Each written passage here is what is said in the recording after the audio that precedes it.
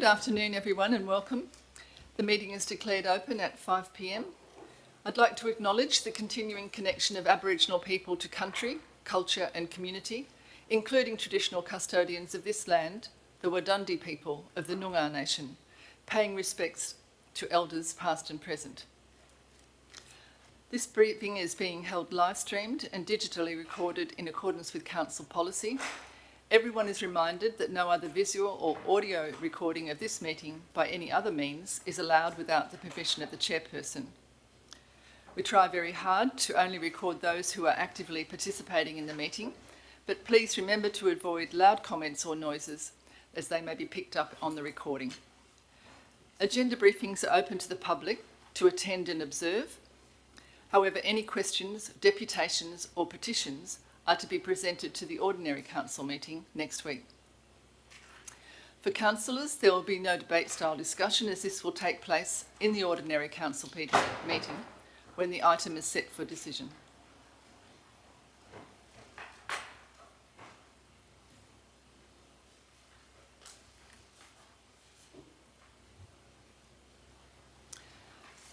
So in attendance today we have Vice President Lisa Glover to my right, Councillor John Bailey,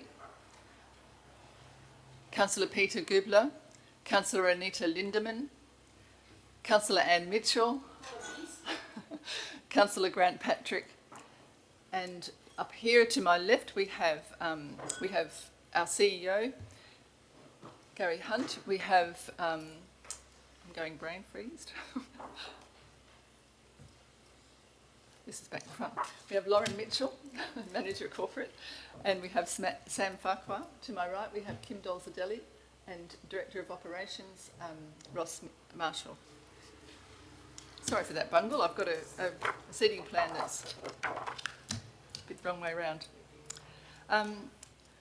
Item 2.1, apologies. We haven't received any apologies for the Ordinary Council meeting next week. Approved leave of absence. Councillor Davey was granted leave of absence at the Ordinary Council meeting held on the 22nd of November 2023 for the Ordinary Council meeting on the 13th of December 2023 with resolution number 5723. Councillor Diana Shand was granted leave of absence at the Ordinary Council meeting held on the 22nd of November 2023 for the Ordinary Council meeting on the 13th of December 2023. Resolution number 5823. Item 2.3, application for a leave of absence. Are there any other applications for leave of absence? No. Item 3, announcements from the presiding member. These would be read out at the Ordinary Council meeting. Item 4, declaration of interest. In accordance with Division 6, Subdivision 1 of the Local Government Act 1995, care should be taken by all councillors to ensure that a financial impartiality, what's the third interest? Financial impartiality. Proximity interest is declared and that they refrain from voting on any matter which is considered to come within the ambit of the Act. Do any council members or staff have an interest to declare? Thank you. Item 5, public question time. 5.1, responses to previous public questions taken on notice. The following questions were previously taken on notice and answers have now been provided in the agenda.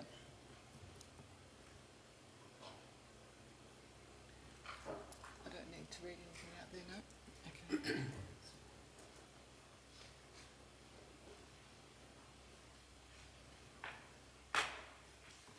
Item 5.2, public question time. As this is an agenda briefing, any questions, deputations or petitions are to be presented at the council meeting next week.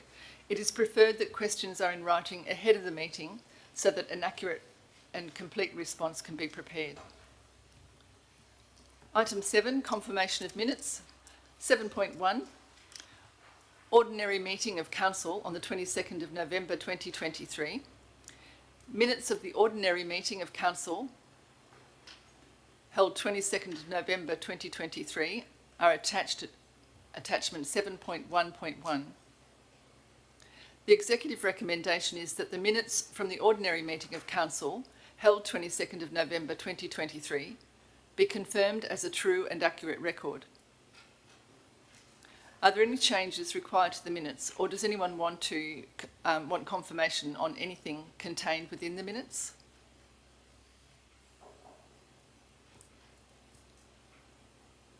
Okay. Item 7.2, Bushfire Advisory Committee meeting, 26th of October 2023. The minutes of the Bushfire Advisory Committee meeting held on the 26th of October 2023 are attached in attachment 7.2.1.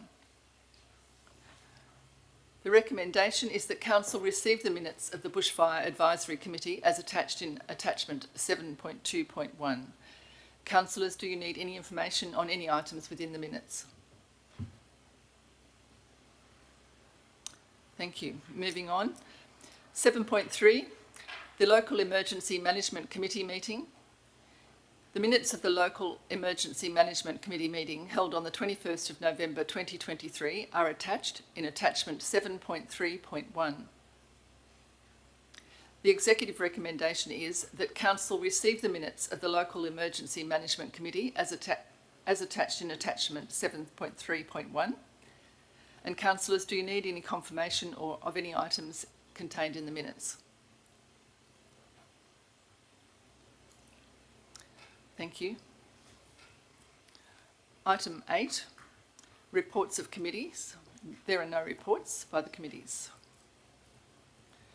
Item 9, reports of officers. 9.1, Director of Operations. 9.1.1, request for 2022-23 bushfire season debrief. The committee recommendation is that Council instruct the CEO to table the debrief information captured by the Shire of Donnybrook Balingup at the next Local Emergency Management Committee meeting. And 2, accept the debrief information and suggested action items collated by the Shire of Donnybrook Balingup. And 3, instruct the CEO to facilitate a debrief for any significant event, level 2, level 3 or critical, attended by Shire of Donnybrook Balingup bushfire brigades in the Shire of Donnybrook Balingup within 1 month of the conclusion of the event. And councillors, do you have any questions regarding this item?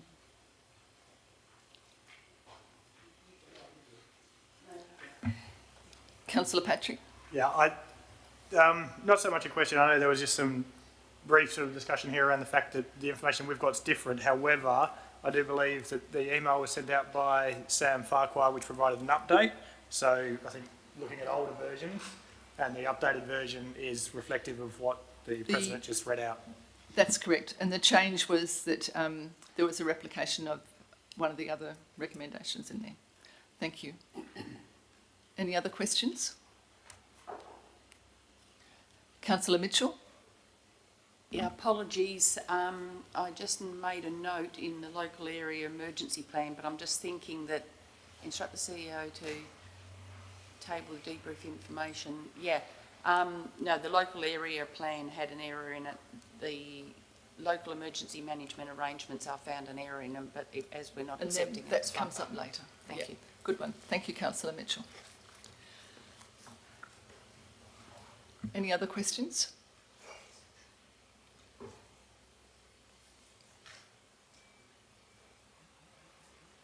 So item 9.1.2, the review of Council Policy EMERG/CP2, permits for road verge burning. The committee recommendation is that Council endorse the unchanged policy EMERG/CP2, permits for road verge burning. Councillors, do you have any questions regarding this item?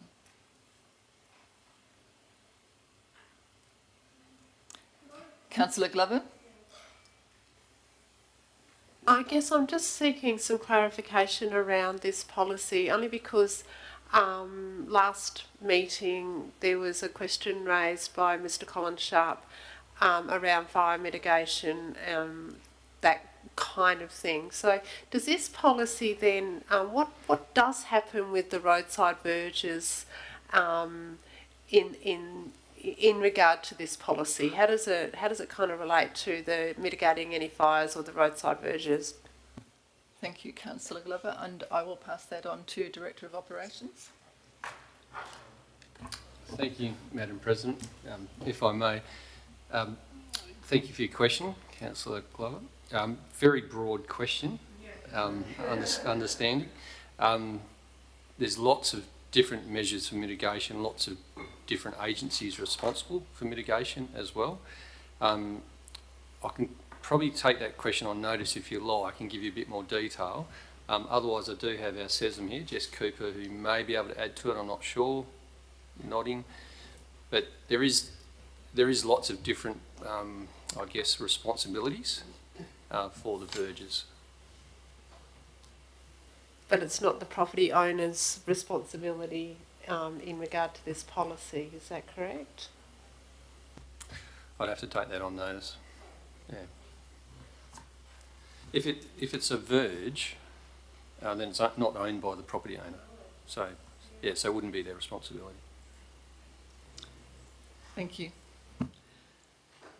Any further questions? Yeah, I have one question. Can you tell me how many Councillor. roadside verges approvals to burn are given a year? Thank you, Councillor Bailey, for your question. Not at this point in time, I couldn't. I could find out for you though and come back to you if that's okay. So I notice there's a lot of road verges that are controlled by council, Shire, that aren't being mitigated. And it comes up in question further on about the Noggerup area. Yep. Where ARC are claiming that the problem may be Shire and not theirs, as far as what is burnt and what is not burnt. But my experience has been that it's very, very difficult to get permission to burn a verge. And Shire itself has always been very reluctant to do that. So the fire hazard increases all the time. So if you could get back to me and let me know how many of those are approved every year and under what conditions, that'd be great. So just to be clear, you'd like to know how many permits are issued each year? Yeah, for roadside verges? verge burning. Roadside verges. Thank you. Thank you, Councillor Bailey. Thank you, Director of Operations. Any further questions? Okay. Moving on to 9.1.3, Development of Operational Guidelines, Chainsaws. The committee recommendation is that Council instruct the Chief Executive Officer to hold a consultation session with the Shire of Donnybrook Balingup Bushfire Brigade leaders to develop operational guidelines relating to the use of chainsaws by volunteers. And 2, to instruct the Chief Executive Officer to prepare draft operational guidelines regarding the use of chainsaws for consideration at the next BFAC meeting. Councillors, do you have any questions regarding this item? Yes, Councillor Lindemann. Does that infer that currently they have no licence holders to operate chainsaws in the brigade? I will hand that Volunteers? over to the Director of Operations, and I think that's correct. Thank you, Councillor Lindemann, for your question. I will just check with Jess, but my understanding is that volunteers in our fire brigades are not qualified to use chainsaws. There is a number of them that actually have qualifications, we know that they're possibly being used for clearing timber from roads to get access. So what we're trying to do is actually provide proper work health and safety training to make sure that that is done properly.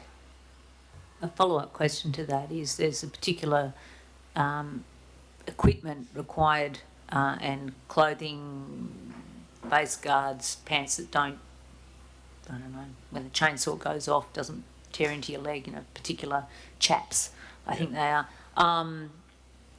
Is that then part of this, that they'll be issued to every volunteer that's required to utilise a chainsaw?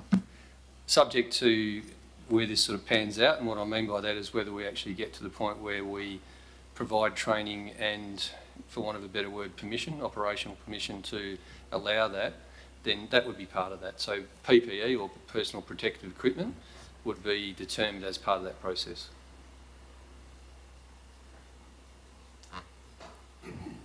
Councillor Goobler? Just a question in regard to use of chainsaws. Wouldn't it be better for I don't know whether the bushfire or the council to have qualified people able to come in and do that work? So, so if there's an issue when they got a fire, that they call that, they have 2 or 3 different people that they can call on. That's just their job, to come in and cut that log off or whatever. And then they can just leave the scene. So, Thank you, Councillor Goober, for your question. We actually do have contractors that do that role for us, and that was a recent tender that we talked to probably a couple of months ago. So we use contractors for that purpose. Thank you, Councillor Goobler. Councillor Patrick? Sorry, can I just comment on that? It's not a question as such, but so generally within the bushfire brigades being not under not really under DFES. So under DFES they have a chainsaw training program, which is usually done with the SES. So the SES have got the role for managing chainsaws during emergencies. DFES, you can do some training with your volunteer fire and rescue, but the bushfire brigades don't fall under that category. So as a result, they don't have anything in place. So I think, yeah, that's what it's about. But to call someone in during an emergency, you won't get the response time that you need. So that's why they're looking at, trying to get the bushfire brigades trained to be able to do it, if that's what goes ahead. Thank you, Councillor Patrick. Any further questions? Councillor Mitchell? Along a similar line, I read in the expenditure not eligible for LGDS funding, chainsaws for bushfire brigades. I'm also wondering, I'll ask the question, does the council have people with with chainsaw licences for clearing roads, or even is there any tree removed by your contractors now? Thank you, Councillor, if I may, Madam President. Thank you, Councillor Mitchell, for your question. My understanding is that we use contractors for using chainsaws. However, we do sometimes clear roads using mechanical equipment, i.e. a loader. But we don't actually have, or don't actually endorse people using chainsaws, or Shire staff using chainsaws. Okay, that kills off my next question. Thank you. Yep. Thank you, Councillor Mitchell. Any other questions? Okay, moving on to 9.1.4, the establishment of default UHF sector channels. The committee recommendation is that Council instruct the Chief Executive Officer to update the existing Shire of Donnybrook-Balingup preformed bushfire communications plan to incorporate UHF channels 50 to 53 and 54 to 60 as required. Do councillors have any questions on this item?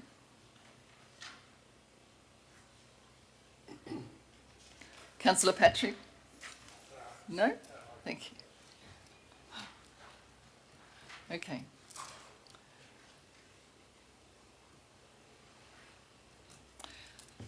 Item 9.1.5, development of fatigue management guidelines.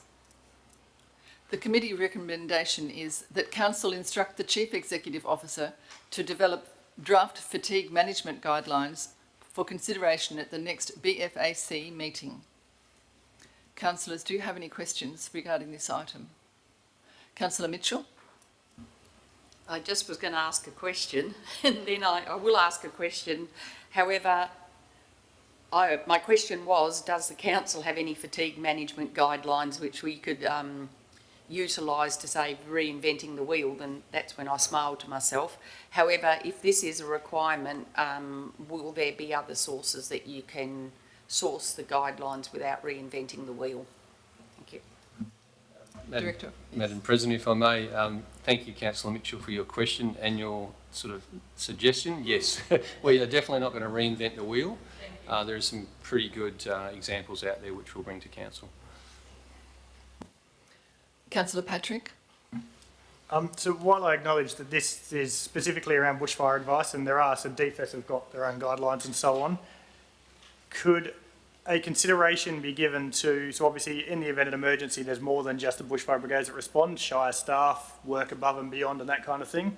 So I know this is specifically targeted bushfire brigades, but could there be consideration given that it's not necessarily worded to be just targeted bushfire brigades and it's actually reflective of emergency response personnel that aren't covered by any other? It was just a consideration that I've had around that, yeah. If I may, Madam President, just so I understand your question, Councillor Patrick, and thank you for your question.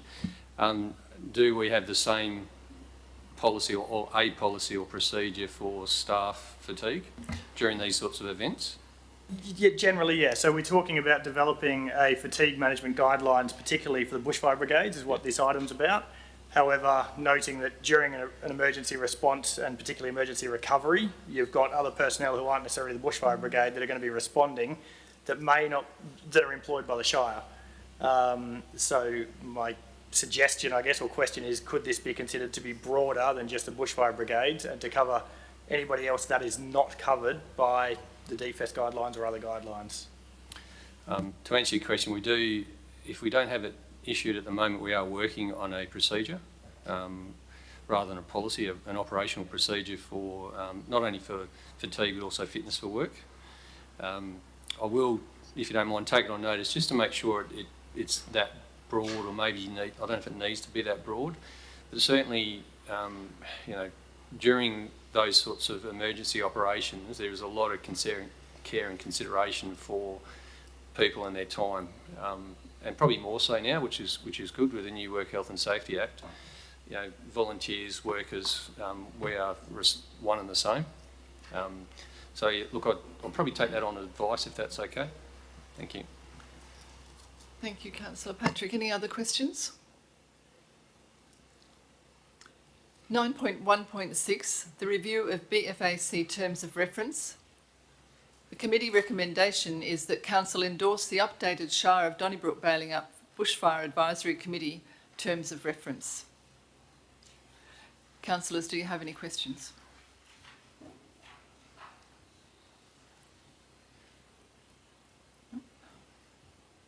Thank you.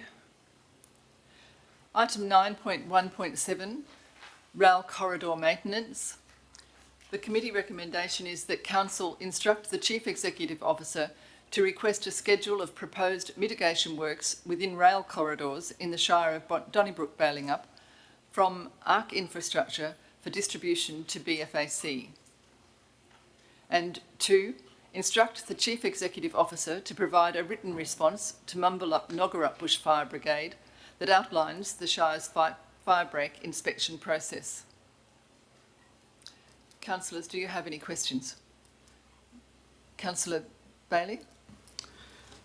It seems like ARC, who used to be Brookfield Rail, we got them down on council, I think Councillor Mitchell was about 2015. It was some time ago. So it's the same organisation, and I got them to come down. They maintain they weren't responsible for mitigation. We asked them to send a copy of that part of the lease. They didn't do it. They turned up at the meeting and did nothing. They did a little bit of mitigation after that. I'm wondering why there's two sets of standards, because you already mentioned on page 9 that Shire current procedures inspect properties during the compliance and and a fine will be issued. Now, I'm not sure whether it's still happening, but fines used to be a part of the budget every year. They'd nominate a figure and then they'd go out and find that amount of money. And I don't know why we are ignoring the local brigade out there, who are the peak body. The Mumbalup Nogarup Bushfire Brigade are right there.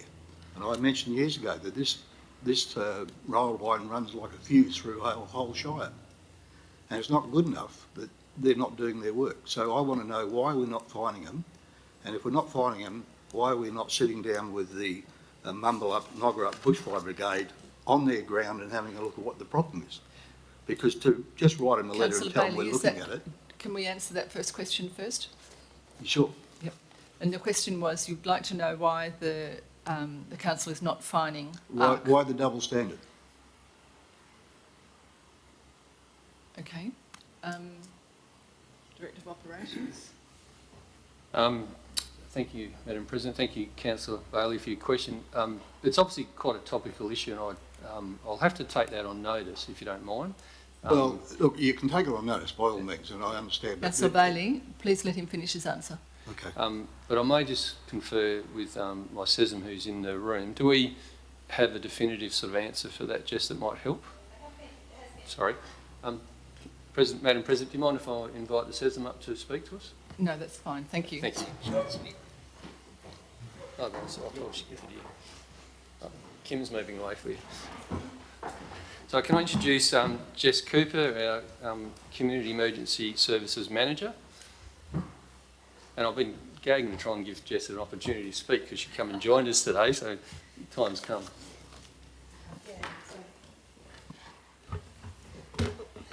Thank you for your question. The compliance with the Shire's fire break order does rest predominantly with Ranger Services. However, in the past, ARC Infrastructure have been issued infringements, and that was prior to any sort of infringement follow-up process. And so I'm not sure where that went in the past. Yeah, I don't really have much more to add on to that one at this point. So maybe, if I may, so what I'd like to do, Councillor Bailey, if it's okay, is just sort of do a bit of research on that, find out, and I think this is your question, why is there two sets of standards? So why haven't we been putting infringements on ARC? And maybe following that up. So, yeah, I'll look into that if that's okay.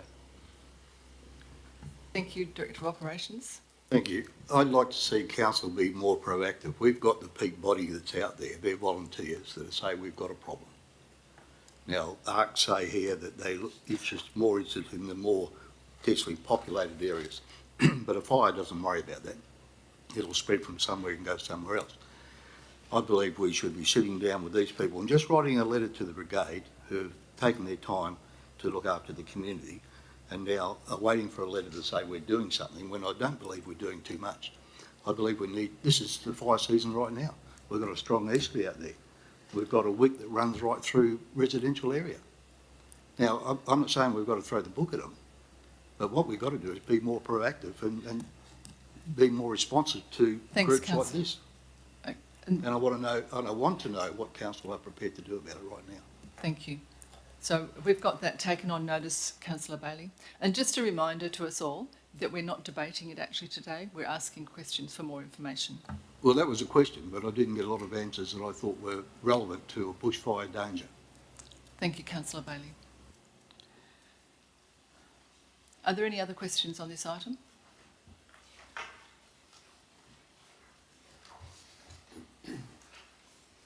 Thank you.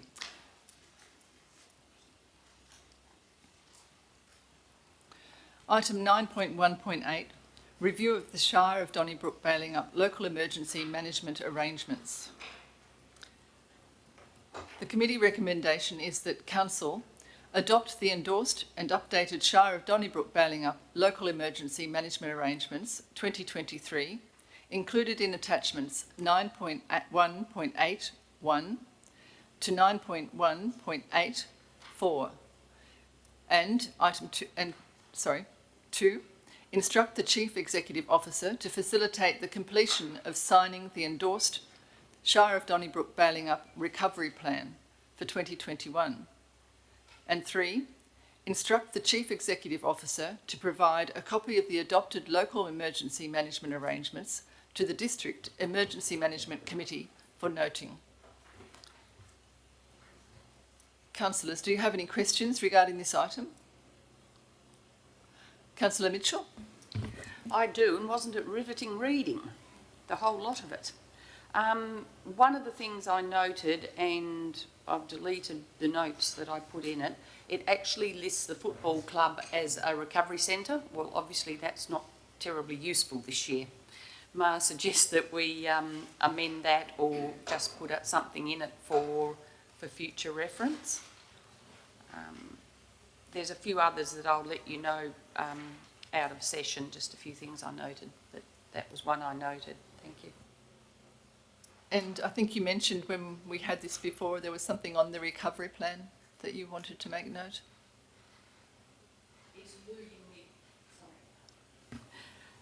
It's in my notes that I've deleted, so I have to go and find it. Thank you. Okay, we'll be happy to see. It those was at about another the time. recovery. I know the football one club rings a bell as it's listed as a recovery centre, a emergency evacuation centre. Thank you. Are there any other questions? Thank you. Item 9.1.9, Development Application P23013, Reception Centre and Camping Area, Lot 3245, Donnybrook, Lot 3245, Donnybrook, Boyup Road, Yabberup. The executive recommendation is that council, pursuant to, just a moment. Just that? Oh, that was, okay. Okay, the recommendation covers 2 to 3 pages, and I'm sure you've all read that. Are there any questions regarding this? Oh, sorry, I do beg your pardon. I've lost my train of thought. Now, Director of Operations has prepared a presentation, understanding we would have quite a few questions, and we'll allow that to go through, and then we'll ask questions following. Thank you, Madam President. If I may, I'd like to invite our Principal Planner, Cecilia Muller, up to the front. And Cecilia will give us a rundown. Obviously, there's quite a bit in this this item.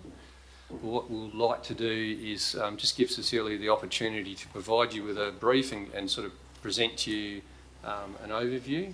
And then if you could sort of note your questions, and then we'll have some questions at the end, if that's okay, please. Thank you. So, Cecilia, over to you. Thank you. Just mic on. Yes, there we go. Closer there, that's all good. I'm sure everybody can hear me. Thank you, Madam President and councillors. Nice meeting you all. This is my first time here today, so yeah, I'm delighted to do the briefing.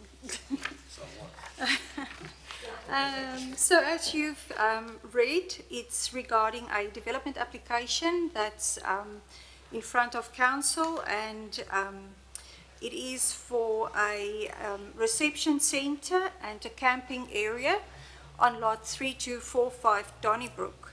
So before I run through the conditions, I thought I'll just give some brief background through the body of the report, just to give you some insight into the planning world that I work in. So council is requested to consider the application for the reception centre and camping area on this lot.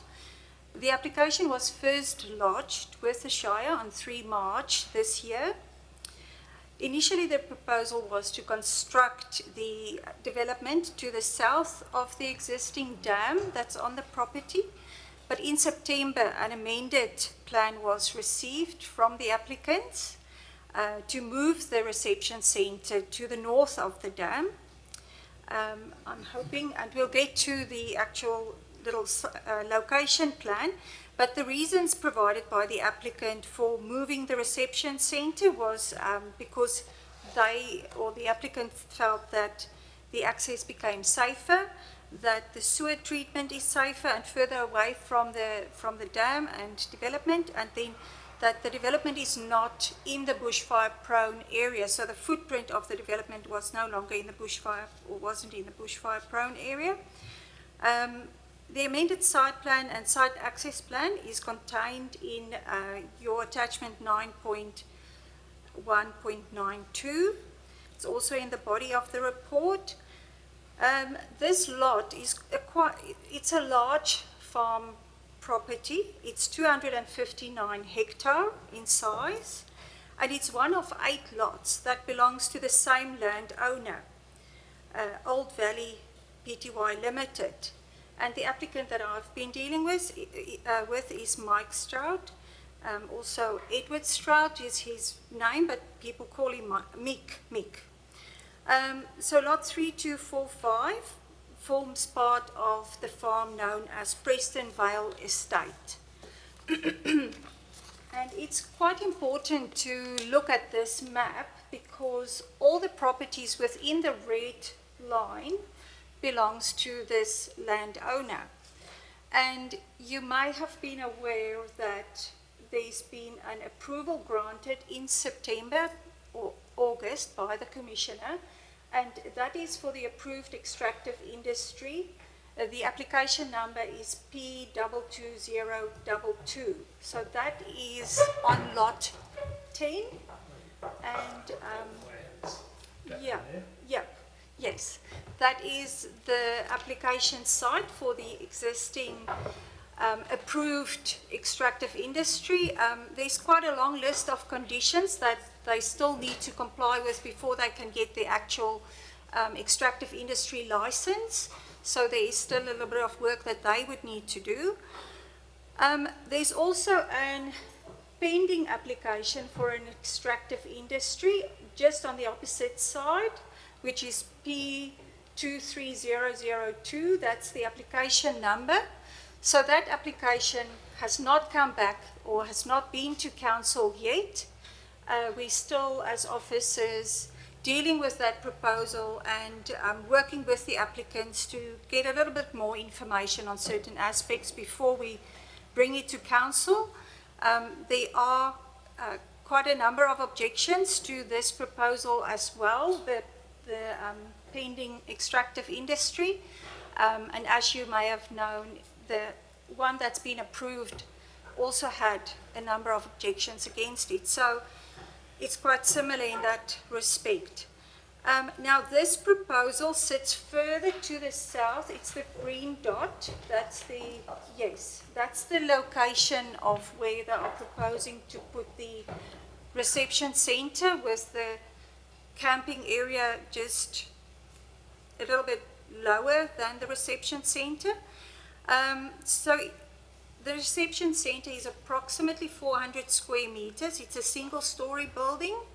You may have read the report where it says that they're wanting to do at least 20 events annually. I've also read in the report they've asked that we do not cap that, so it may be more than that. Then they've also said that the events will be hosted on weekends, as stated in they've submitted an event safety management plan. Originally it was proposed that each event would cater for 150 people.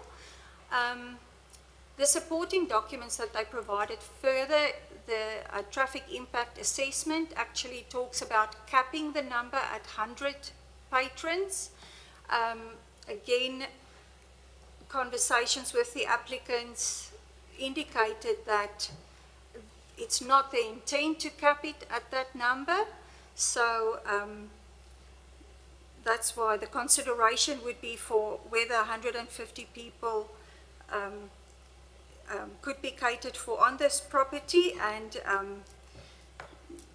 that it can be limited to that in a condition.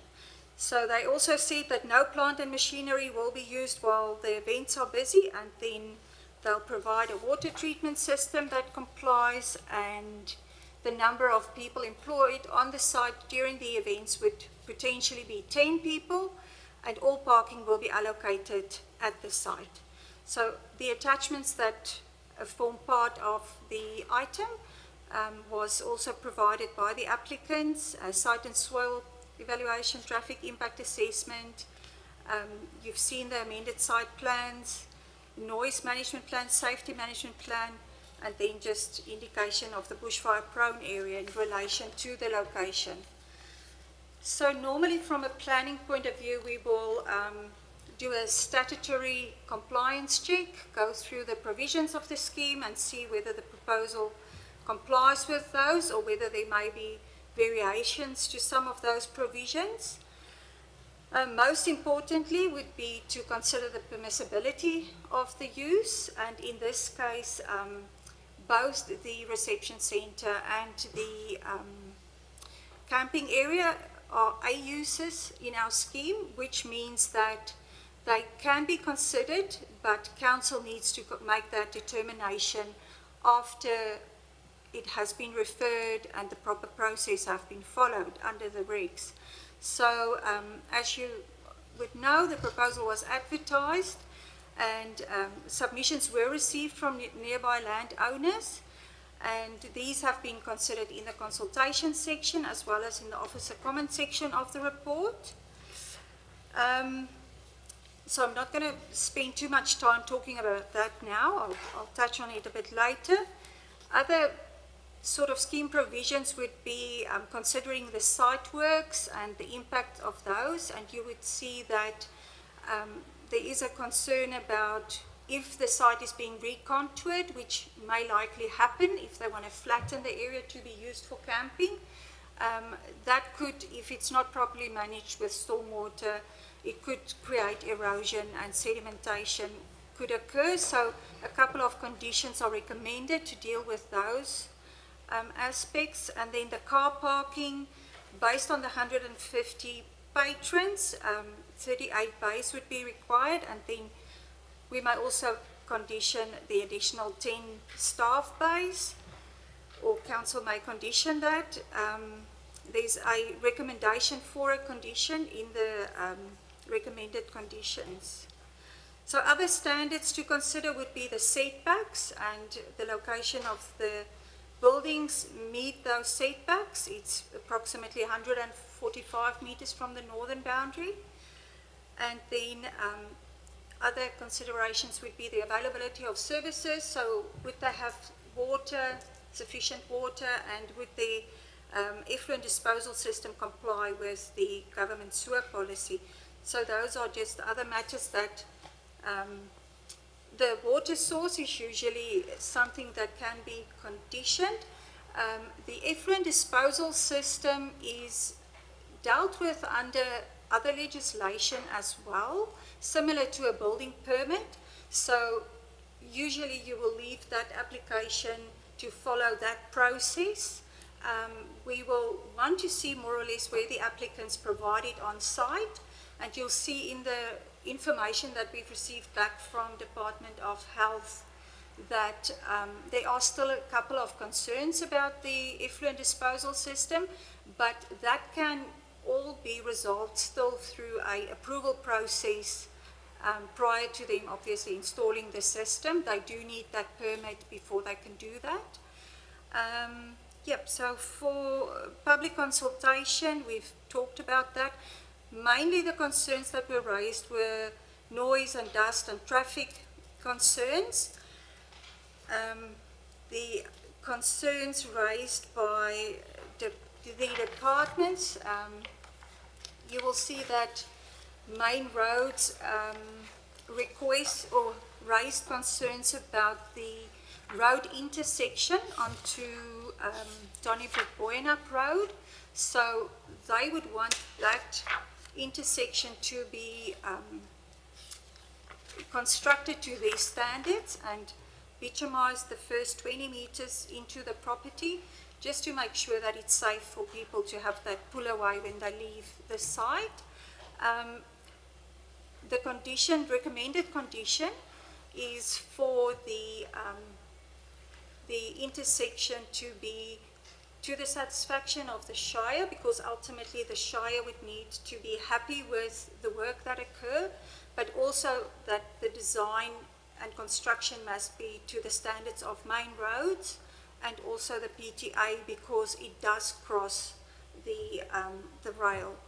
Although it's not in use at the moment, it could potentially happen in future. So those have been addressed. Then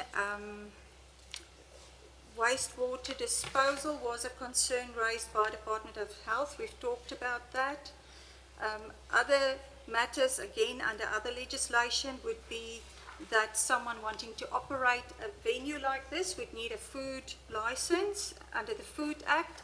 So advice are provided in those instances where concerns or comments relate to other legislation, so that the applicant will be aware that they still need to do something.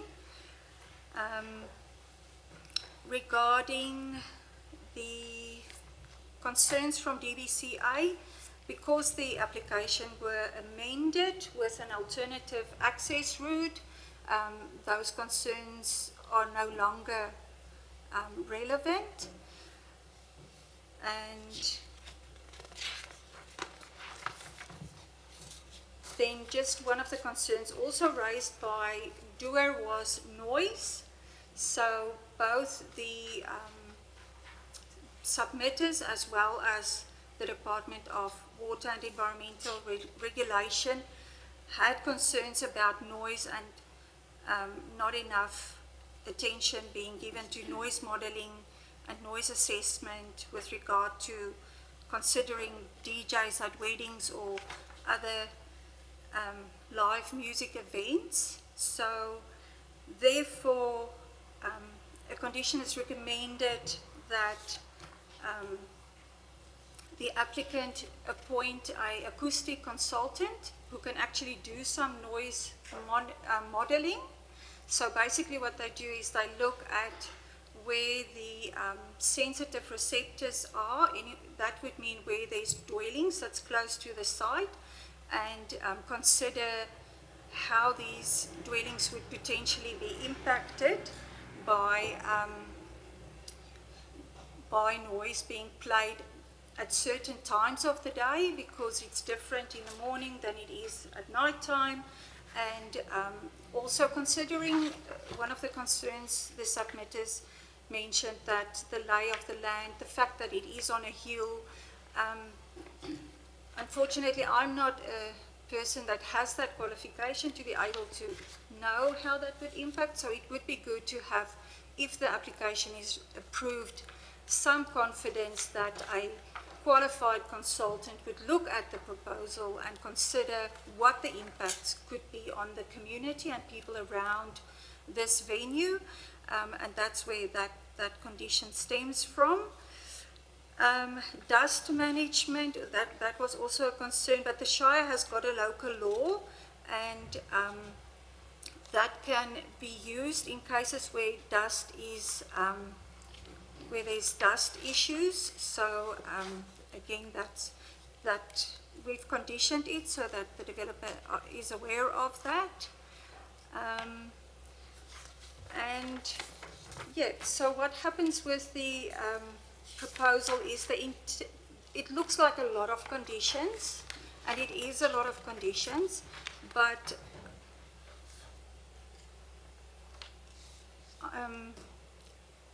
considering the concerns that were raised by the community and by the different departments, if council consider to approve this application, I think the conditions would give some confidence that the proposal may not be a nuisance to the surrounding people, and that it can potentially be something that could operate without creating any issues.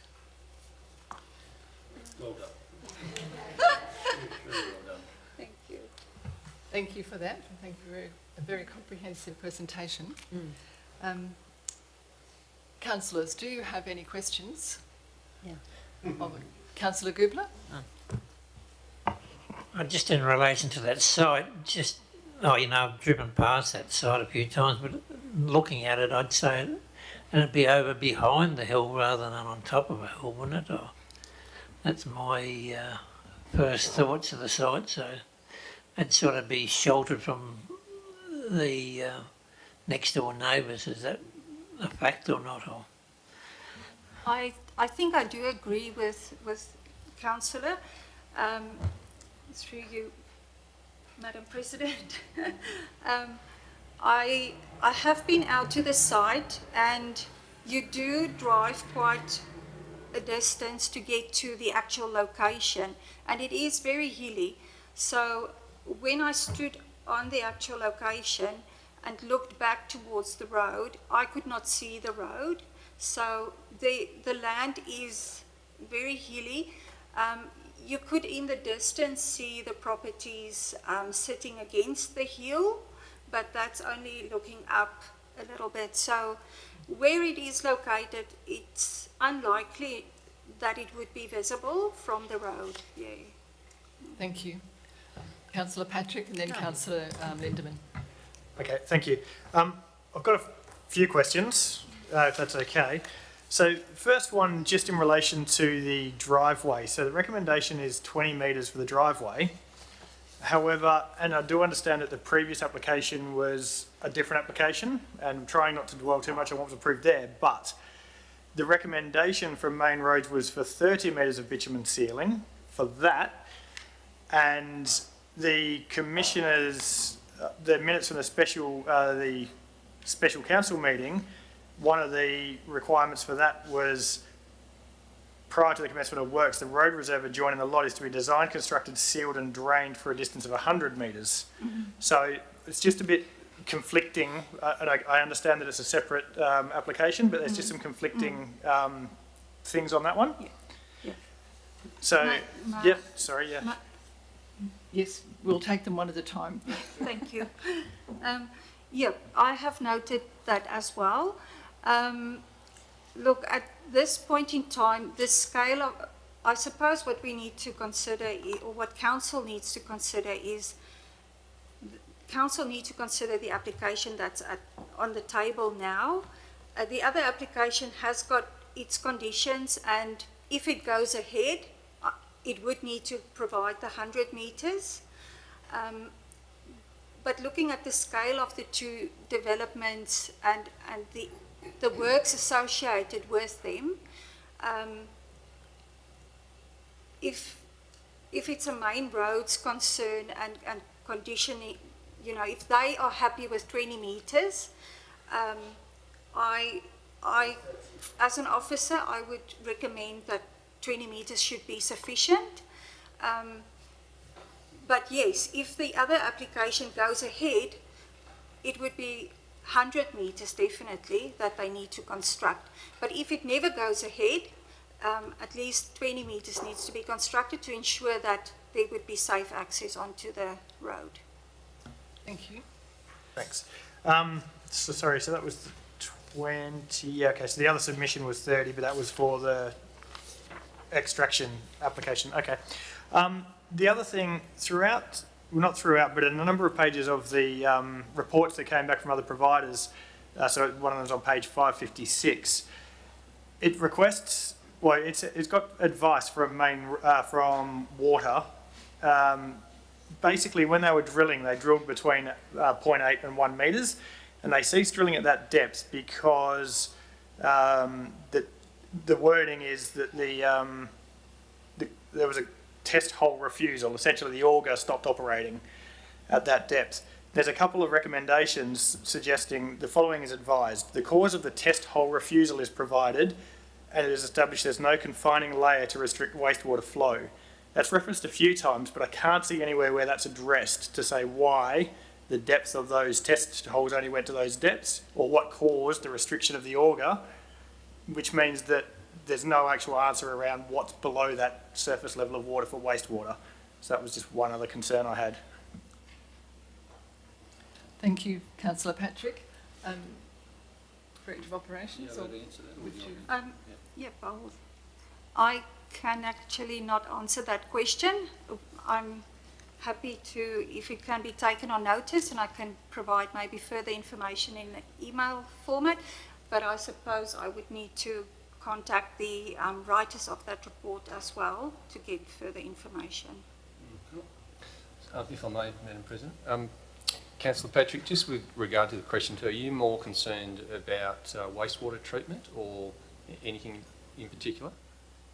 Look, I think it's just the fact that the entirety of the information isn't probably there. So this is in relation to wastewater or runoff, and ensuring that there's nothing that's going to prevent runoff. I think it's surface runoff water actually being absorbed because there could be some restrictive layer, which is what's prevented the auger from digging past that depth, which if in that case, you know, this is sort of, the recommendation from the, I think it was water, stipulated that, you know, there should be some advice given as to why there was that test hole or refusal. Yep. No, we're happy to take that on notice. If I may, it's probably dealt with in the conditions as well. Like as an example, there needs to be a stormwater management plan, and there also needs to be an application for the septic design prior to the installation. So I'll come back to you on that if you don't mind, Councillor. Yeah, thanks. I don't necessarily think it was wastewater even so much, but yeah, look, happy to come back to that one.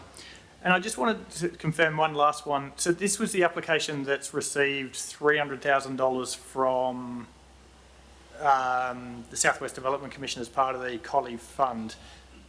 Can someone confirm that that's correct? I can confirm they have received $300,000, but Director of Operations, would you know whether that, or Cecilia, would you know whether that was from a particular body? So it's from the Collie Future Industry Attraction and Development Fund Okay, well, that would be to South West Preston Valley Development Events, Corp. which was Westall Holdings, Yeah. which I thought was for this. That would be South West Development Corp, I would imagine. Yeah. Yeah. Oh, it's managed through South West Development Corp. Yeah. Yeah. Okay, thanks. Thank you, Councillor Patrick. Councillor Lindeman? Yes, thanks. Through the chair, is there a cut-off time for the noise? Obviously, for music or whatever, do they have a natural time that needs to cease? Thank you, Cecilia. That is it on? There we go, okay. Naturally, under the environmental regulations, there are certain times set and certain limits set for certain times. But I know mostly if noise happens, it needs to be between 7 and 7. But then if you go over those times, you would need to have special approval for that.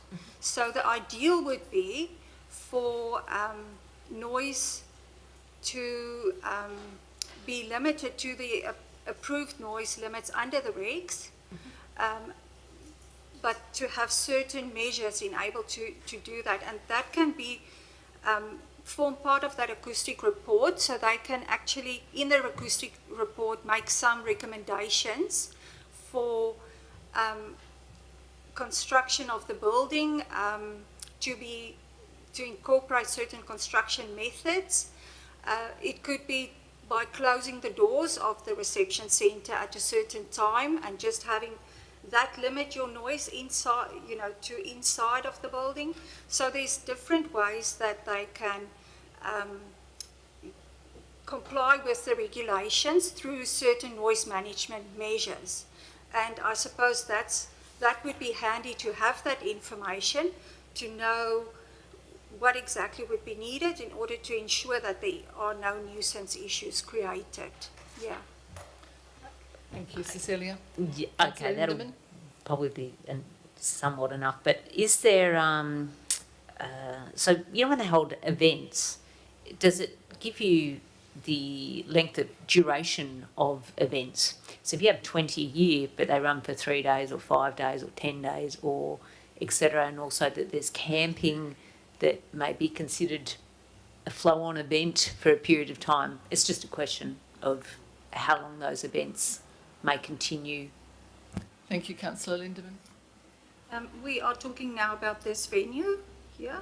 So the intent with this one would be that people can camp there after the use of the venue. So I would imagine people going to the wedding would, get their tent ready, go to the wedding, and then be able to stay there overnight, maybe a day or so.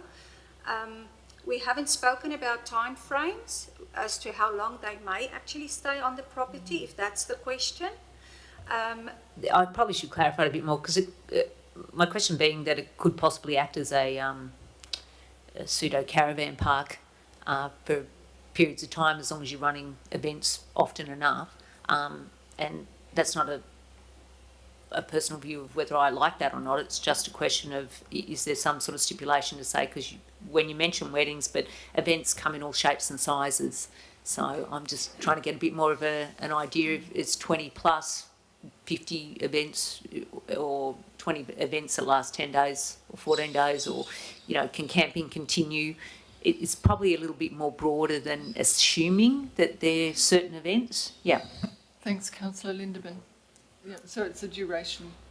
Yes, thank you. At the moment, there's no limit on the duration of the camping.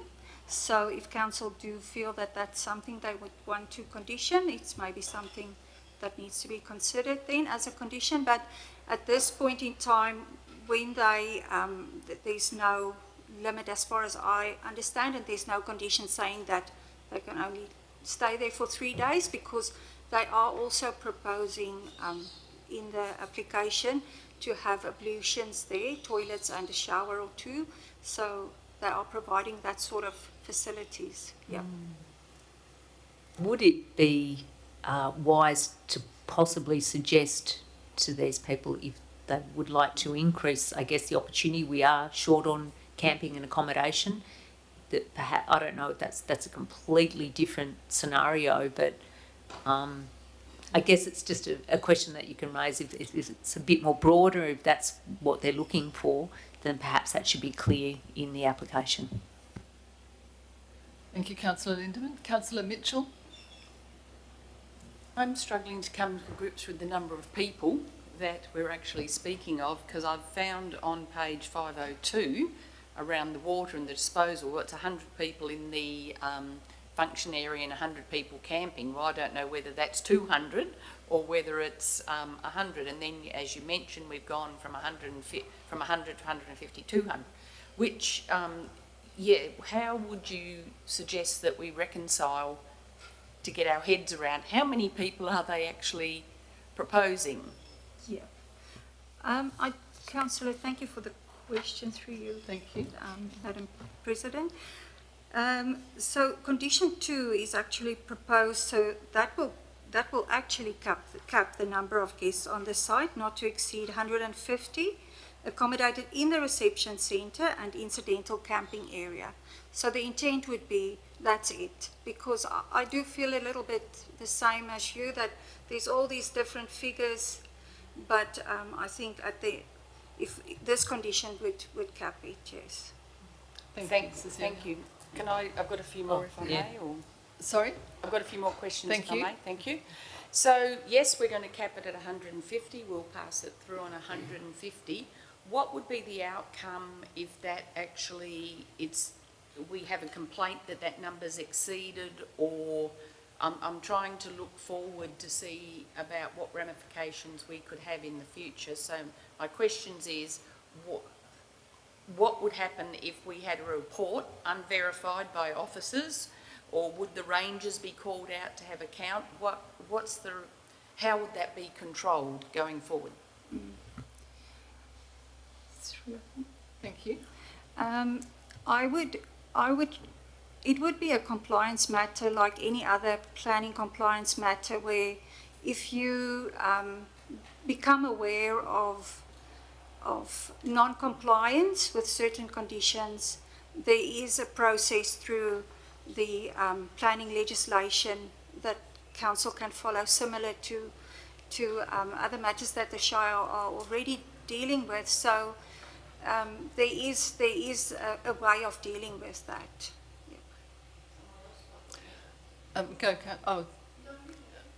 Councillor Mitchell, have you got another one?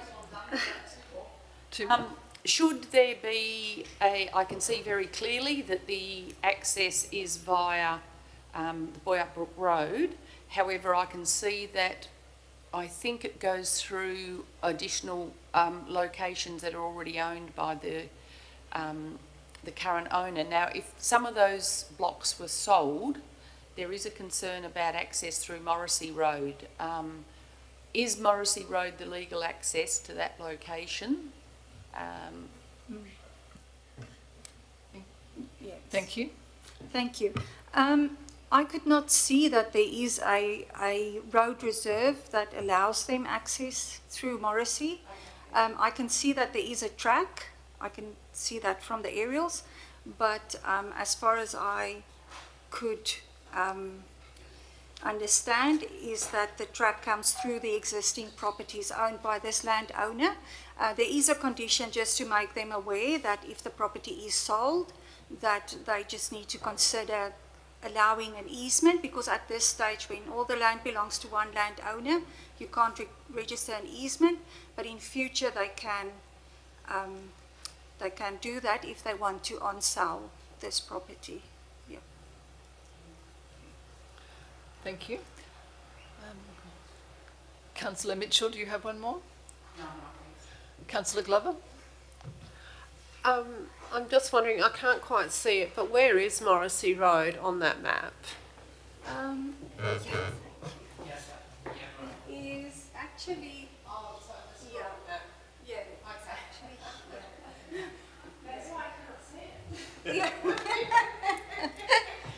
Thank you, Councillor Glover. I do have some more questions, if I may, please. Yes.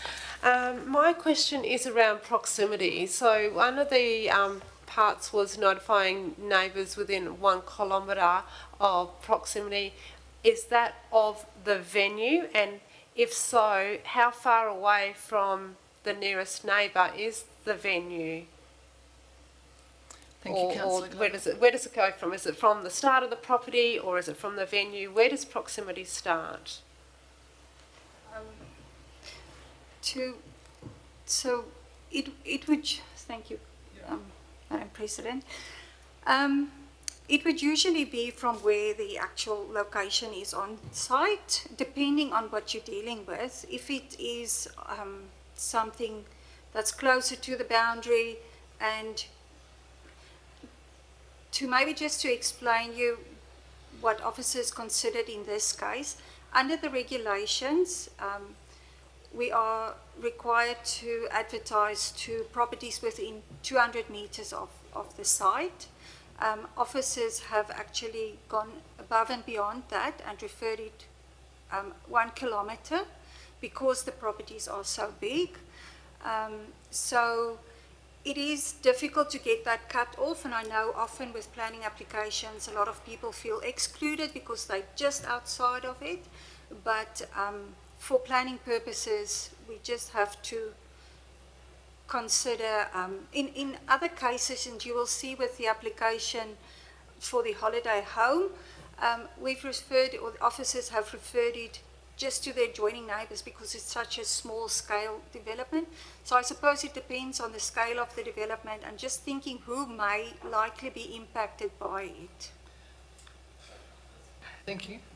Just because there's been some feedback about some of the neighbours who have not been contacted to find out about, if they had any objections as well, and that's why I was wondering how far, because I believe some of the neighbours who were actually quite on the road but quite close weren't. But if it was 1 kilometre from the venue is nearly it's quite a drive into that venue, and it could be deemed that that's 1 kilometre. Is that how they measured the proximity?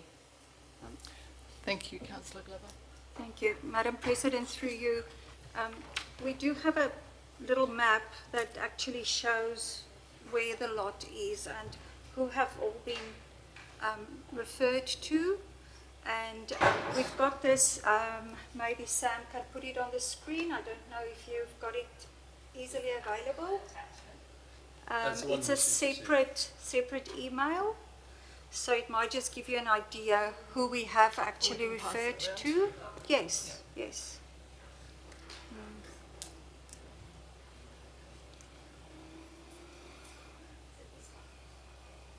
Councillor Glover, do you have an objection to other questions being asked while that's reviewed?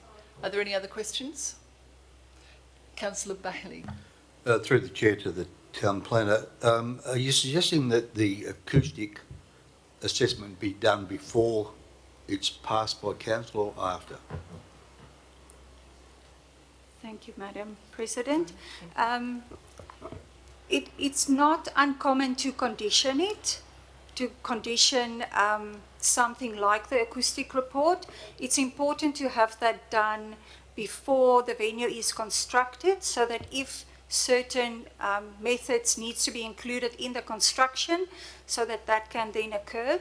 But it's not needed. It's very nice to have that information beforehand because it can eliminate a lot of concerns. But in this case, we didn't have that information, so it would just be nice to have it and give confidence that there will not be any issues. Thank you, Councillor Bailey. Look, I think that's a smart move, and I think we're talking about numbers that may not be relevant if there is no problems with noise. And I believe it would be prudent and save a lot of time for everybody for two things: that the council do an inspection of the property and the acoustic assessment be done, because we're talking 100, 150 people. There may not be any problem with 400 or 500 people. And it's a restriction we're not going to be able to pull back later on. So, you know, as far as I'm concerned, your thinking is 100% correct. We really need to base our decision on facts. And there's no good saying it's going to wake the neighbours up if it's not going to. Thank you, Councillor Bailey. Are there any other questions? If you're thinking, I'd like to, go. Well, actually, that is one is about visiting the site, if that is an option, or people feel that they need to get a bit of a lay of the land, because sometimes a map for me isn't particularly good, so sometimes visually may be of assistance, possibly. Thanks. Is that possible? Thanks, Councillor Lindeman. I'd have to take that on notice, I think, but it's probably possible.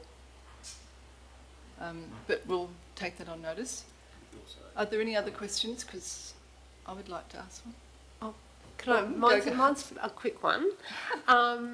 Just looking at that too. So what I can see is that the perhaps the property owners that are opposite the entrance of this whole property, perhaps they fell out of the 1 kilometre proximity, because I can see that they haven't, you know, I mean, I know that not everyone would have put in a submission, but they are quite away from that, the where the proposed venue is. However, they're probably one of the ones that are going to be more impacted. Were they contacted?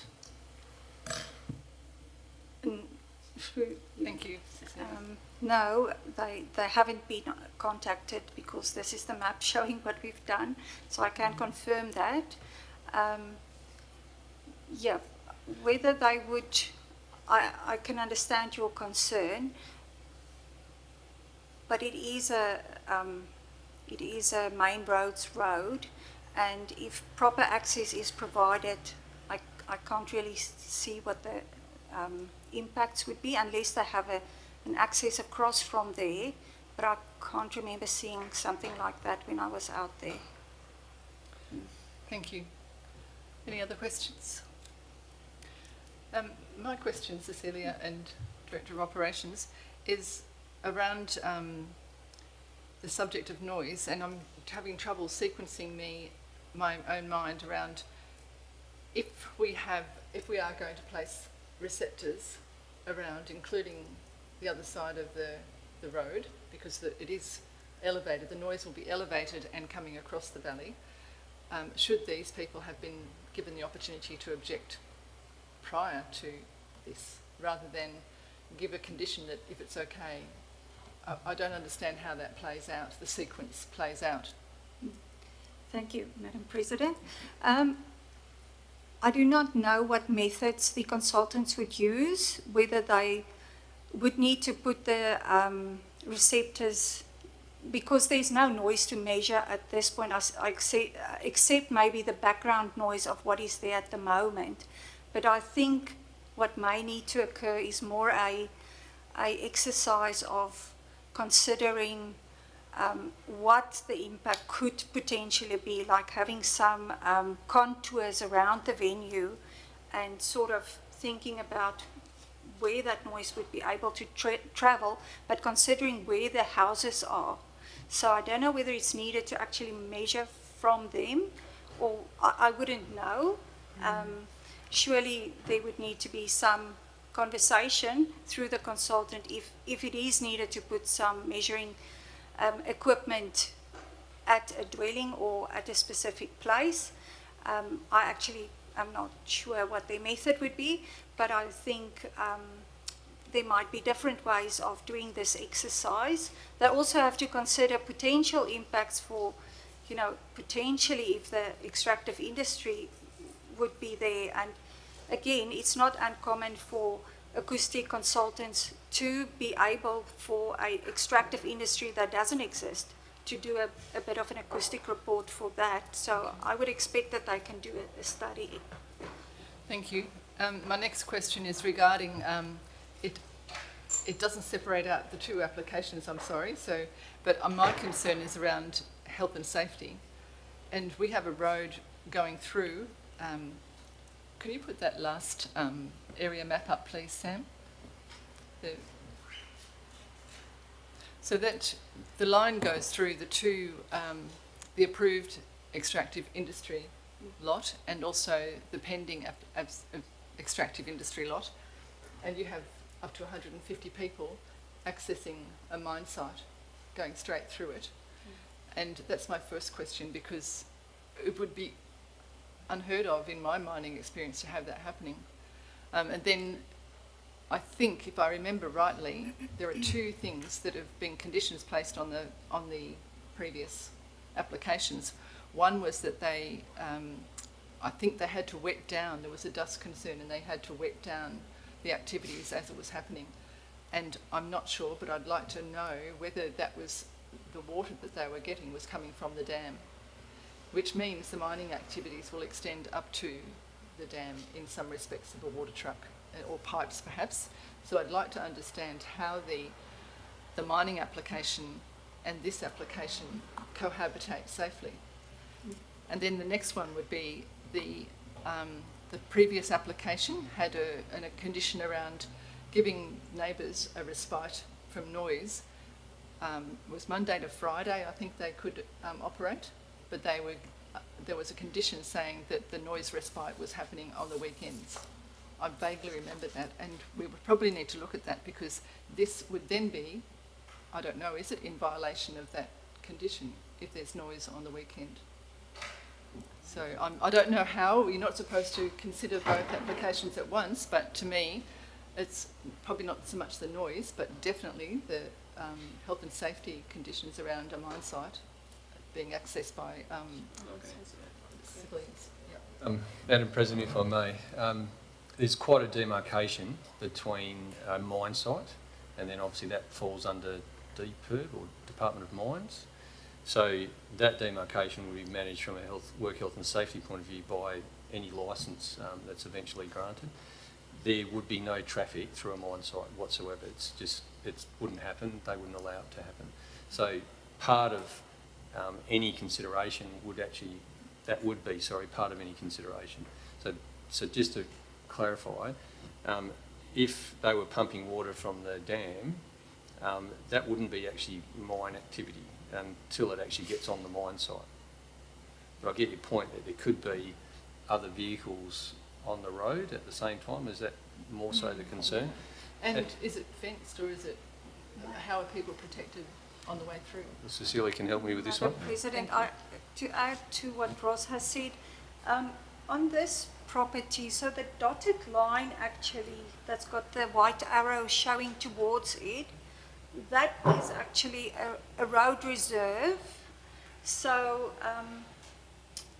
I suppose, although it looks like a private road when you drive there and they've got this entrance, it's actually a road reserve. So it's not as if, and the extractive industry sits on the western side. So it's not as if you're driving, I suppose, through that extractive industry. There may be some impact, or some intersection impacts there, but I suppose that is a road. And also being out there, I have noted that this bit here has got some seal on it, so it's actually in a very good condition. It's only the bit between that line there and the road that's,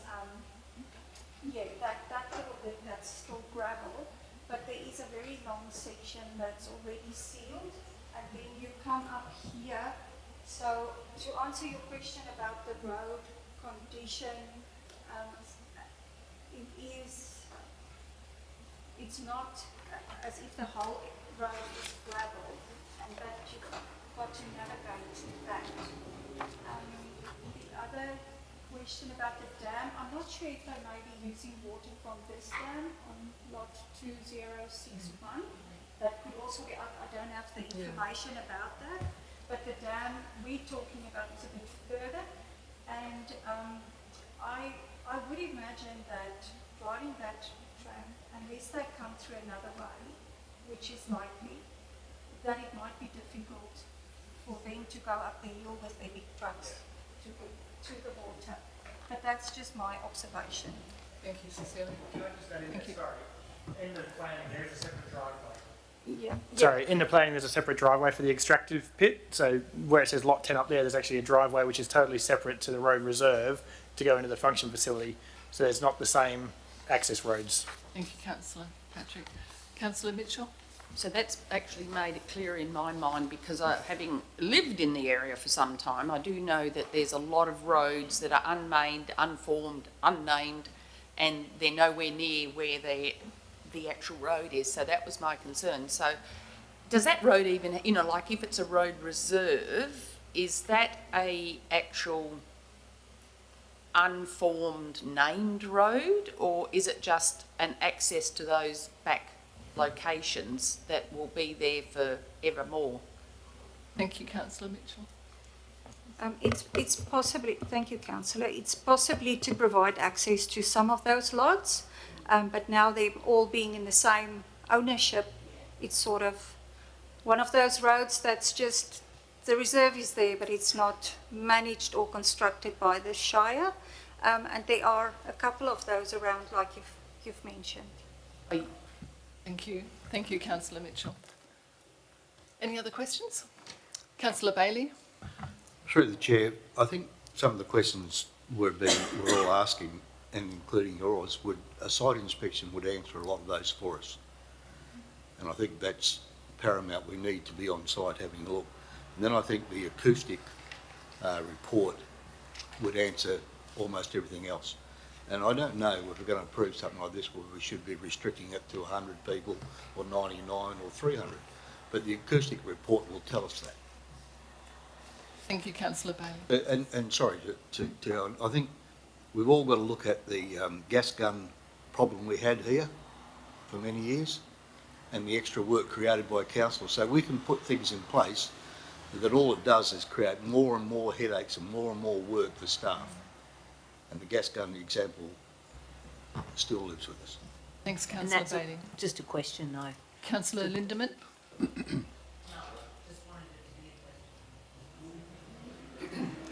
Thank you.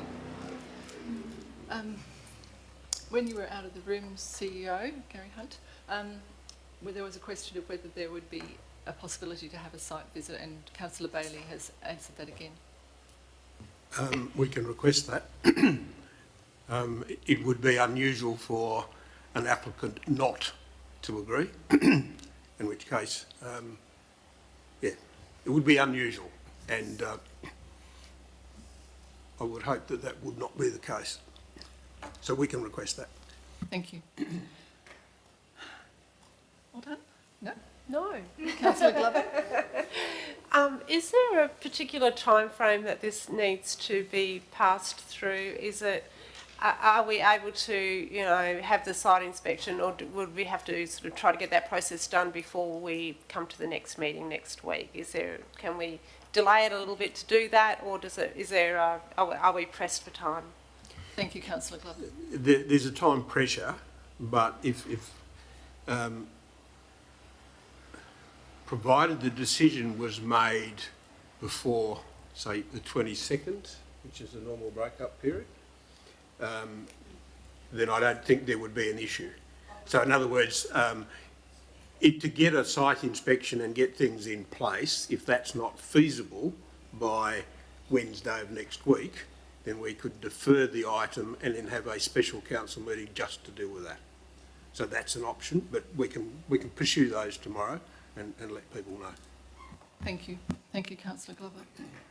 Sorry, I should just add, in the event that the applicant played hard to get, then you could still deal with the meeting, but they would bear the consequences of the decision that they make.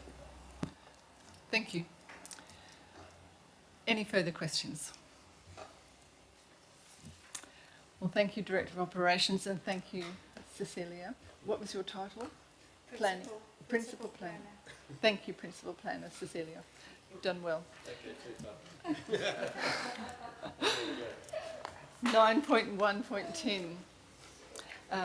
Change of use, Holiday House, Lot 502, brackets 1016, Charlie Creek Road, Thompson Brook. Now, how long is this recommendation? You've read the recommendation, I'll just say that. And once again, do you have something ready for us to go through? Yes. Okay, then we'll hand it over to Director of Operations and Principal Planning Officer to take us through this recommendation. Thank you, Madam President. Yes, so this application is for a holiday house. It's a change of use application, so there's already an existing dwelling on the property. The owners just wants to use it for short stay accommodation, unhosted, but having a manager next door. So they do talk about that in their report, in the information that they've provided. The neighbours on lot 501 would be looking after the property and any concerns of any of the people that may stay there. So the property has been owned for 15 years by the applicant, and there's a single dwelling on it with 5 bedrooms. It's used for sheep farming. And the applicants have actually moved to Perth because their children are going to school now, and they're leasing the land to their neighbours to continue to use it for sheep farming. The house must be a big house, and you can see that from the floor plans as well, that there's quite a number of rooms. There's 5 rooms. One of them have got 4 bunk beds in them, and yeah, so it's ideal for them to be able to use it for friends and family and short stay accommodation. We have noted through the submissions that's been received that the property is already being used for this purpose, and it is therefore also one of the recommendations is that Council may consider requesting a penalty fee, because usually you would want someone to lodge an application before they start using the property for that specific use. The proposal was considered under various policies, and also there's a new planning for tourism and short-term accommodation guidelines that the Department of Planning has very recently released, and consideration of that, or that's also helped sort of formed some recommendation regarding a management plan for this facility. Regarding the statutory compliance, the lot is zoned general agriculture, and the holiday house is a use. So once again, it's a use where after the proposal has been referred to the neighbours, that council may consider to approve it or not approve the application. They do need approval to be able to go ahead. The compliance with the scheme provisions appears to be something that they can do quite easily because of the size of the lot. It's only a 5-bedroom house, and officers consider 1 parking bay per room would be sufficient for this activity. Then they have got existing water supply, but they may need to upgrade their septic system to accommodate 12 people at one time. So advice has been provided to them, or could be provided to them with an approval. They're not in the bushfire prone area, and it appears that there's no issues with the scheme provisions. The consultation that has occurred has, however, brought about 2 submissions being received, or 2 objections being received against this proposal. And the issues that were raised was that they've operated before making application. So one way of dealing with that would be for them to now, if an approval is granted, that they comply with the conditions of the approval. And then, yes, like I've mentioned before, council may consider requesting a penalty fee where they have operated before. Then there was concerns about antisocial behaviour and trespassing onto properties, and these matters are usually dealt with by the police if they occur.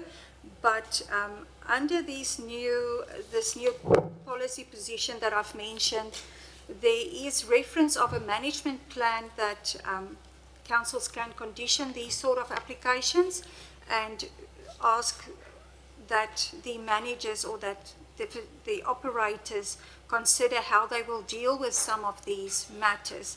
And I think that might be an appropriate way forward with this proposal if council decide to approve it, that they should at least provide a management plan and addressing some of these matters. As I've mentioned, the proposal is for 5 bedrooms. The Shire's health officers have looked at the proposal and suggested that for 12 people, a number of them needs to be children. I think, just check if I can condition that. Yeah, 8 adults and 4 children, just based on the area of the room and how many people it can accommodate. Then also they need to consider building requirements, because the classification of the building will change if it started being used for a short stay accommodation. Therefore, they may need to do some improvements building-wise, and there's a separate process that they need to follow to comply with the building requirements. The concerns again about noise that was raised is something that can also be addressed through that management plan. Just making the managers aware that they need to be able to deal with noise matters that may occur and how they deal with it. So that can form part of that management plan. And they would in any event have to comply with the environmental noise regulations as well, and unless they have some other approval, which they haven't applied for, but they would need to comply with that. And yeah, I think, as I've mentioned, the management plan can deal with mitigation measures, so antisocial behaviour, noise, and other potential impacts. There is a complaints management procedure that they can actually have in their management plan. So if a complaint is received by the operator, they would have a way of dealing with that. And this management plan that contains all these aspects would need to be lodged with the Shire, and the Shire would need to be happy with the way that they would deal with their complaints. So I think it does give us as officers a bit of confidence that if there's any issues after the operation has commenced, then we know how to deal with them. And that is about it. That's what I can present to you at this point. Yes. Thank you, Cecilia, again. Thank you. We'll go Councillor Lindemann and then Councillor Gubler. Thank you. I just wanted to ask, this is the executive recommendation, a penalty fee applies to an application seeking subsequent approval. Can you just explain that last bit? Are you recommending that they're charged $5.90? Is that what you're saying? Yes. Yeah, okay, thanks. Thank you, Councillor Lindemann. Councillor Gubler? Just in relation to where the situation of the house is on the block, how far to the nearest neighbour's house or we're looking at? I'm wondering if we. The map up? Thank you.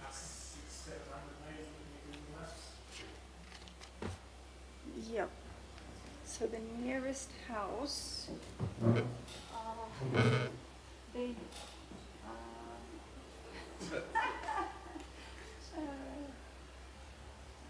goodness me. I know this structure that's close to them is not a dwelling. The neighbours that's going to look after the property is on lots 501. Yeah. The neighbours, if you can bring the plan down a little bit, please. Other way. Yep, a little bit more, if you can. There is a house here, and Just to the left there, on 501, that's a residence. yes, here. There's one to the right of the same. Is it But lower. here? Yeah. So this is not a dwelling, but that is, and then there. Those are the closest ones, I would presume. So the people that would look after the property would be the closest. So I suppose if something goes wrong, they would know. First to hear. Yeah. Thank you, Cecilia. Any further questions? Thank you. Oh, Councillor Glover? Sorry, I thought other people would ask. Was there a reason for why they didn't put in an application? Did they offer any explanation to that? Because it seems like it's been operating as a holiday home for a period of months. Did they actually offer an explanation as to why they didn't go through an application? Did they know? Thank you, Councillor. Thank you, Madam President. I am not aware of any explanation that has been given, so I cannot answer that question at this point. Thank you. Any further questions? Okay, item 9.2, Director Finance and Corporate. Thank you. Well done. Thank you, Cecilia. Nice meeting you all. Thank you. 9.2.1.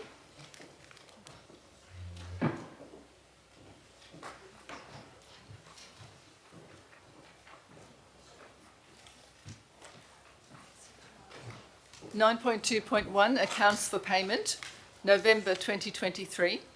The schedule of accounts paid under delegation number 1.2.23 is presented for public information on attachment 9.2.1 brackets 1. And the executive recommendation is that the accounts for payment report for the period ended November 2023 be received. Councillors, do you have any questions regarding the item? Thank you, Councillor Glover. Just for some clarification around, I had just a couple of questions. So on the rate setting statement, is that what we're up to? Sorry, or are we doing? No, I'm ahead of myself. This is the accounts I'm for sorry. payment.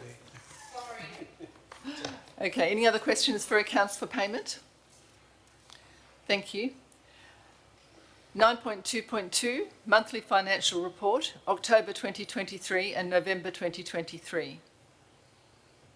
The monthly financial report for October and November 2023 is attached at attachment 9.2.2 brackets 1. And the executive recommendation is that the monthly financial report for the period ending October and November 2023 be received. And do you have any questions? Councillor Glover.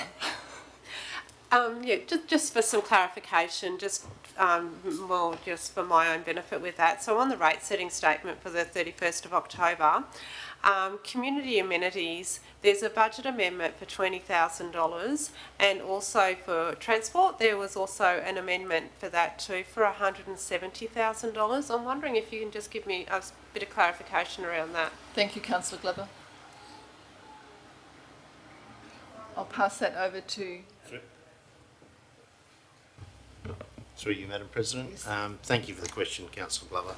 I'm quickly just going to open up a spreadsheet that I have here, so I can give you some distinctive answers. It won't take too long if you are prepared to bear with me.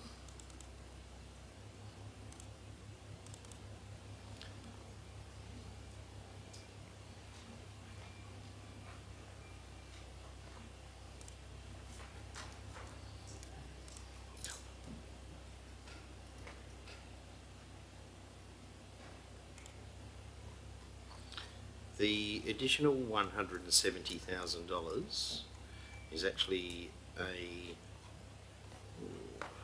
is, 170, budget amendments, 255. It's actually regional road, black spot funded works. It relates to Cunnanup Currup Road Stage 1. We'd made an application, and effectively the application was to do works along a kilometre length of road. When we went out through the tender process, and we had the tenders come back, effectively what we worked out was that we could probably do about 0.7 of a kilometre. So our manager of works and services, Damien, actually went back to the regional road group and was actually successful in achieving an additional $170,000 worth of funding. So, we got an additional 170 in funding. Regional road groups is 2/3, 1/3 basis of funding. So, the portion that we needed to fund was $85,000, and what we've done is we had existing. A separate existing budget for the Cunnanup Currup Road of $75,000. What we did was we reduced that to zero, and therefore are utilising those funds to support our contribution. And we also had a budget of $75,000 originally for sundry construction works. In the capital works budget, we've reduced that by $10,000, so that's where our $85,000 worth of co-contributions coming from. So it was a really good outcome, and it was really great to see Regional Road Group to be forthcoming with those funds. They were very keen to see the whole length done, so Damien's done a really good job there. Thank you. Any further questions? The $20,000, no, not at all. That's okay. Yep. And the $20,000 is in community amenities, and is going to be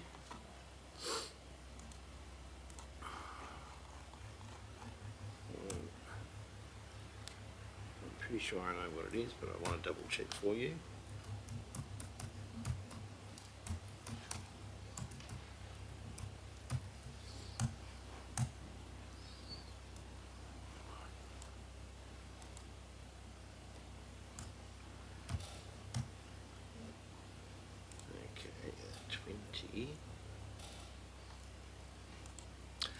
Yes. It is the biodiversity management project. So effectively, it's a break even. So Claire Palmer was successful in getting the grant for $20,000. We've also got a budget amendment for $20,000 to actually undertake the project as such as well. Yeah. Thank you, Director of Finance and Corporate. Thank you, Lisa. Any further questions? Thank you. 9.3, Chief Executive Officer. There are no reports from the Chief Executive Officer. Item 10, elected member motions of which previous notice has been given, and there are no elected member motions. Item 11, new business of an urgent nature introduced by the decisions of the meeting. There is no new business at this point anyway of an urgent nature. Item 12, meeting closed to public. There will be no matters for which the meeting may be closed. And item 12.2, public reading of resolutions that may be made public. Of course, it's not required. And item 13, closure. And this meeting is at a point of closure at